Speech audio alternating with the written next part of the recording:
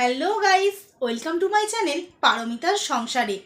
আজ সানডে, এখন বাজে ঠিক সকাল 8টা। রেডি হয়ে নেব, দিদির সাথে যাব পুজো দিতে বাবা মহাপ্রভুর কাছে।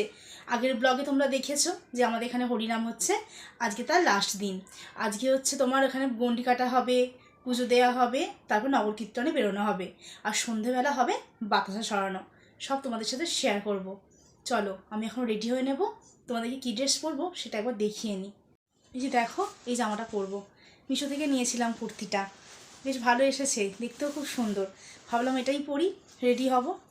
আর রেডি হতে হতে তোমাদেরকে কিছু কথা বলবো।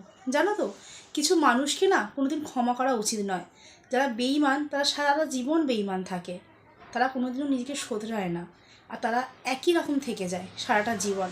তাদের জন্য নিজেকে কষ্ট দিয়ে কোনো লাভ নেই, বুঝতে পেরেছো? তবে কিছু কিছু মানুষকে কোনোদিনও ক্ষমা করা ঠিক না। তুমি যত তাদেরকে ক্ষমা করে দেবে, তত তারা আরও খারাপ কাজ করার সুযোগটা পেয়ে যাবে। তাই সময় থাকতে থাকতে তাদেরকে অবশ্যই শাস্তি দেওয়াটা খুব দরকার। আমি যে ভুলটা করেছি, আমি চাই না আমার বন্ধুরা সেই ভুলটা করুক। তাই দেখবে, বরং ধর্ম, কিন্তু কিছু কিছু ক্ষেত্রে ক্ষমা করাটা একদম ঠিক কাজ নয়, খুবই ভুল কাজ। কারণ তারা তখন কী বলতো, মাথা চালা দেওয়ার সুযোগটা পেয়ে যায়।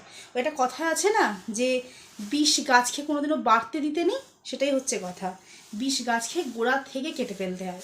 যত বাড়তে দেবে তত তারা বেড়ে উঠে উঠে তোমারই ক্ষতি করবে। এটা একদম পারফেক্ট কথা। এই দেখো, ওর সাথে ম্যাচিং করে এই যে ব্যাঙ্গেলটা পরবো, আর এই চুড়িটা পরবো, আর এই দেখো এই কানের দুটো পরবো। ভালো লাগছে ইয়াররিংস দুটো, ছোট্ট ছোট্ট ইয়াররিংস। আজকে তাই দিদি বলছে তো আজকে সব ম্যাচিং ম্যাচিং হয়ে গেছে, তোমাদেরকে সবটা শেয়ার করব। আর এখন এই ইউটিউবের বন্ধুরা আমার এত আপন হয়ে গেছে, মনে হয় সব কথাটা শেয়ার করি। হয়তো পার্সোনাল কিছু কথা বলতে নেই, কিন্তু আমার ক্ষেত্রে বলতেও হয়।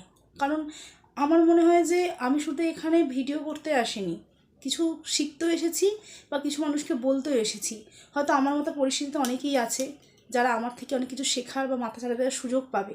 আমি তো করে ভরসা হতে পারবো, কেউ হয়তো আমার ভরসা হয়েছে।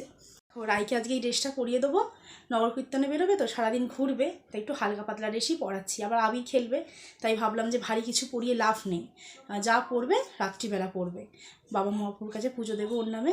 আর তোমরা একটু আমার মেয়ের নামে জানিয়ে দিও, ও যেন ভালো মতো মানুষের মতো মানুষ হতে পারে। একটা অভাব ওর জীবনে আছে, তবে ভগবানের উপর বিশ্বাস আছে, একদিন ঠিক ভালো দিন আমাদের জীবনে আসবে। আর সত্যি কথা বলতে, অভাবটা আমি আমার পরিবারের বাবা মা কেউকে বুঝতে দিই না। আর অভাব বলবো না, ও ভালো আছে, নিশ্চয়ই ভালো আছে। একটা খারাপ মানুষ জীবনে থাকার থেকে যে নেই, তাকে ছাড়া আমরা খুব হ্যাপি আছি। কারণ সে থাকলে আমরা কেউ ভালো থাকতাম না, সে ভালো থাকতে দিত না আমাদেরকে। যদি ভালো থাকতে দিত অনেক কিছু হয়ে যেত আর কি। তো যাই হোক, আমি ভিডিওতে কিছু খারাপ কথা বলতে চাইছি না, তবে শুধু একটা কথাই বলবো যে বাবা এই ওয়ার্ডটা অনেক একটা গুরুত্বপূর্ণ, একটা দামি শব্দ। এই শব্দটার মান সবার পক্ষে রাখা সম্ভব না। বাবা মানেই যে সে বাবা হয়ে যাবে, এটা না। যাই হোক, আমি ওর জীবনে আছি তো, তাই মনে হয় যে ওর অভাব কিছুতে নেই।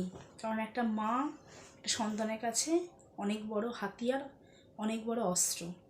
আর আমরা দুজন মা মেয়ের থেকেও বেশি বন্ধু, খুনসুটি সব কিছু করি, তো সব মিলিয়ে বেশ ভালোই চলছে। আর ভালো চলতেও তো হবে, কারণ যে আমাদেরকে ছাড়া ভালো আছে, তাকে তো ছাড়া আমরাও ভালো থাকবো, ভালো থাকা উচিত। সে যদি আমাদেরকে কষ্ট দিতে পারে, আমরা কেন মাথা তুলে দাঁড়াতে পারবো না? আমাদেরও সেই অধিকারটা আছে। অতএব চলো, নতুন স্টার্ট, নতুন জীবন নতুনভাবে শুরু করাটাই ভালো। কী বলো বন্ধুরা, সেটাই ভালো না? রেডি হয়ে নিই, নিয়ে তোমাদেরকে সবটা শেয়ার করছি। আর তোমরা যেমন ভালোবাসা দিয়ে পাশে আছো, প্লিজ আমাদের পাশে থেকো এভাবেই।